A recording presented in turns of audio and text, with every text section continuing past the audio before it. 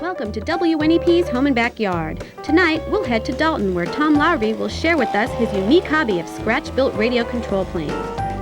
Tonight on Home and Backyard, we're going to take you high in the sky as we learn about the interesting hobby of radio control planes. Let's meet the man behind these masterpieces.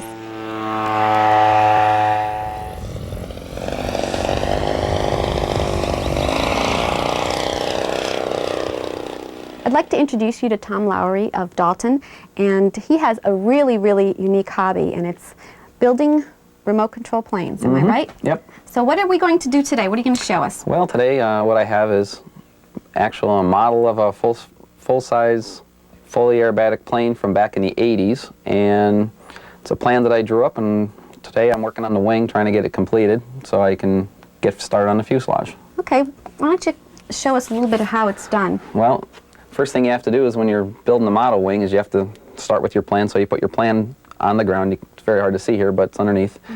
Then what you do is you lay your, what they call spars out, and then you put your ribs down. And this is all made of what type of wood? Balsa wood and basswood.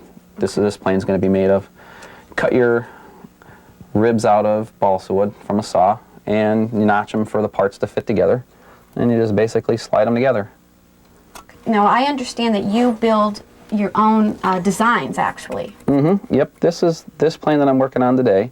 I saw the full-size airplane, or I shouldn't say I saw the picture of the full-size airplane while I was down in Florida, and I was really interested in it, so figured I'd draw my own plans up and fabricate the parts, and then build the plane.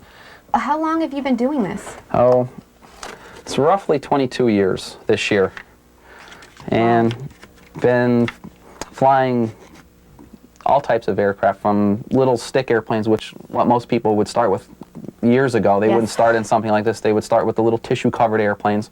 I've been building them since I'm about 6. Wow. A lot of fun, something different.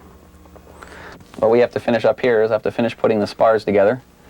So what we do is have to get this back one trimmed to shape. So this process, I mean, is very much like a real plane. Yeah, if you were to look at a full-size airplane builder that's building an older style airplane, they construct their aircraft the same. They don't really change too much. They have the spars, they have ribs, and they're built very, very much alike. Now, I don't have the sheeting here, but the next process would be to take, this is the basic wing, and we would have to put sheeting from this spar here back to what they call the trailing edge. Then there would be sheeting that would go from this spar to the leading edge.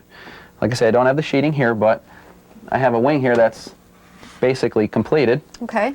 And what you have is, if you look, you see here's your ribs here. The ribs are here. This spar here is the leading edge spar. That's the same as this spar right here in this wing. Okay. Then what I would have to do is take the sheeting, as you see it here. That would have to be put over the wing rib here, and then that would give us our sheeting for the whole wing. And then we would have to put trailing edge sheeting on, which is this section here. Right. That would start here and go back to the end of the rib here. What is this rod in here? What this is for? In this type airplane, it's so big that we have to take the servos, which are the little motors that control the surfaces that move up and down. We take them and we mount them out in the wing out here. And what this is for, this is a tube of paper that was rolled up and taped together and inserted into the wing as I built it. And that gives me a route to take the wires through. This is great. This is a real science. It really is. You have to think about a lot of things before you put the planes together, that's for sure. Yeah. So what does the body look like then? Well, what the body looks like, or what they call the fuselage, is constructed out of balsa wood, the same as the wings. Okay. A little bit different construction though. You don't have ribs. You have, they're very hard to see, but in here, the things that go around inside, they're called formers. And you have formers every so often to generate the shape of the fuselage. And then you do the same thing, you sheet it, like we do the wing. Okay, so I guess we can take a look at one that's completed? Sure, yeah, you can see one fly. Sounds great. Let's do it. Okay. There it is. She should go.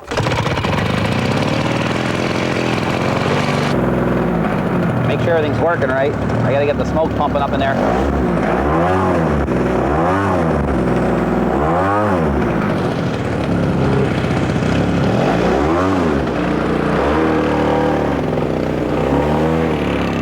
This is similar to the one airplane you saw me building upstairs, except 20 inches bigger on the wing, so it's fairly larger, and has a gasoline-powered engine in it out of a chainsaw, basically. Real good flying airplane. Bigger they get, the better they fly. Let me get myself a level spot here.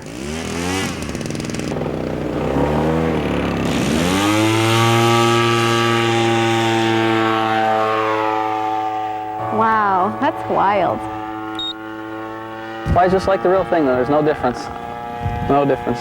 We do anything the real guys do, and more.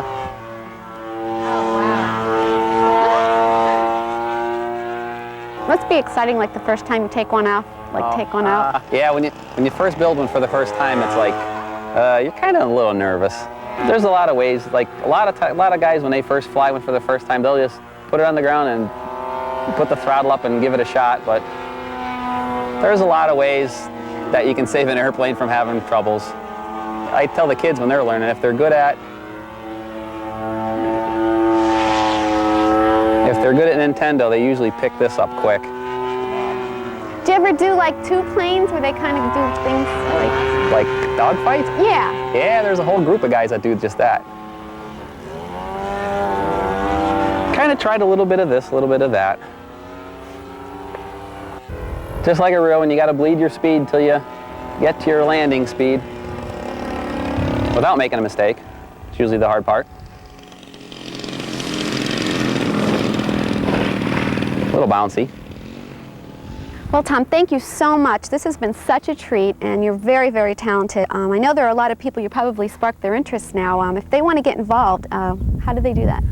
The best thing to do is go to one of your local hobby shops and ask the owner, the hobby shop, or whoever's there where the local clubs are, and they could probably give you directions to the club where they fly, and they'd be able to help you out at the field. Right now, the prices have come down from what they've been, and a long time ago, it used to be maybe $1,000 to get started. You could be flying for as little, I'd say, in radio control for $250 with a powered airplane. That's great. This really is a lot of fun, and I'm sure the whole family could enjoy something like this. Yeah, it's a family event. There's a lot of people that go out to the fields, and they take their kids and fly, and the father learns, then the son learns, or vice versa. That's nice. Well, thank you so much. We really appreciate it. Yep, thank Good you very luck. much.